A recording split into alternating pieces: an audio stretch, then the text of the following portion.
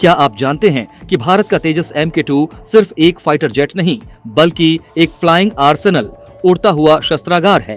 इसकी मारक क्षमता का अंदाजा इस बात से लगाइए कि यह अपने साथ 6.5 टन हथियार लेकर उड़ सकता है। यह वजन लगभग 3 हाथियों के बराबर है। आज जब भारतीय वायुसेना अपने स्क्वाड्रन की कमी से जूझ रही है, तब तेजस MK2 का टैक्सी ट्रायल के लिए तैयार होना दुश्मन के खेमे में खलबली मचाने के लिए काफी है। तेजस MK2 अब अपनी पहली आधिकारिक उड़ान के बेहद करीब है। ताजा रिपोर्ट्स के अनुसार इसके प्रोटोटाइप का निर्माण कार्य लगभग पूरा हो चुका है और अब यह टैक्सी ट्रायल के चरण में प्रवेश कर रहा है। टैक्सी ट्रायल का मतलब है कि विमान को रनवे पर अलग अलग गति, लो एंड हाई स्पीड पर दौड़ाया जाएगा। इस दौरान इंजीनियर इसके ब्रेकिंग सिस्टम, स्टीयरिंग कंट्रोल और टायर प्रेशर की बारीकी से जांच करेंगे। जब centre for military airworthiness and certification CMILAC इसे हरी झंडी दे देगा, तब यह स्वदेशी शिकारी पहली बार आसमान का सीना चीरने के लिए उड़ान भरेगा। तेजस मार्क 1A और मार्क 2, आखिर अंतर क्या है? अक्सर लोग तेजस के इन 2 वर्जन्स में कंफ्यूज हो जाते हैं। इसे सरल भाषा में समझें। अगर तेजस MK1A एक लाइट वेट बॉक्सर है, तो तेजस MK2 एक मिडिल वेट हैवी हिटर है। वजन और पेलोड MK2 का फ्रेम बड़ा है, इसमें ज्यादा ईंधन समा सकता है और यह 11 हार्ड पॉइंट्स पर भारी मिसाइलें ले जा सकता है। इंजन की ताकत, इसमें शक्तिशाली GEF 414 इंजन लगा है, जो इसे राफेल के करीब की कैटेगरी में खड़ा कर देता है। रिप्लेसमेंट, यह आने वाले समय में वायुसेना के पुराने पड़ते योद्धाओं मिराज 2000, जगुआर और MiG-29 की जगह लेगा। वायुसेना को शुरुआती तौर पर ऐसे 110 से 120 विमानों की सख्त जरूरत है। इस जेट की सबसे चर्चित खूबी है इसकी कॉम्बैट रेंज। पाकिस्तान की सीमा से उसके सबसे सुदूर बॉर्डर की दूरी लगभग 1200 किलोमीटर है।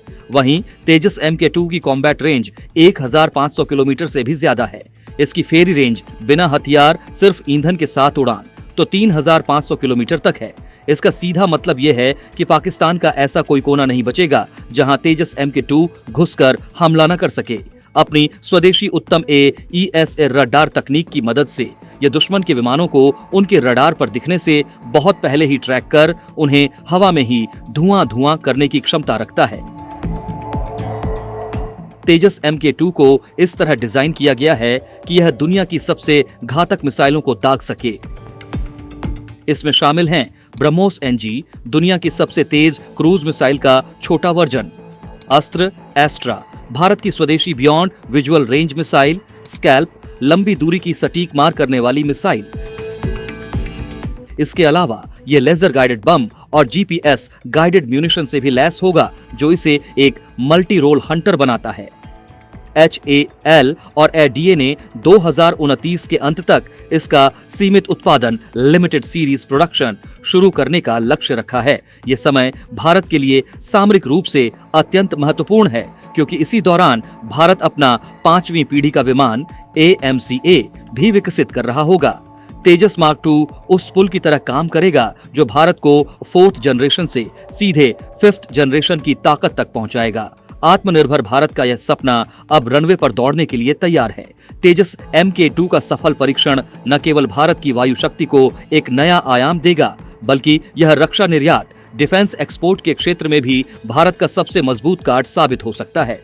क्या आपको लगता है कि तेजस MK2 के आने के बाद भारत को विदेशी विमानों जैसे राफेल या F-15EX पर अपनी निर्भरता पूरी तरह खत्म कर देनी चाहिए?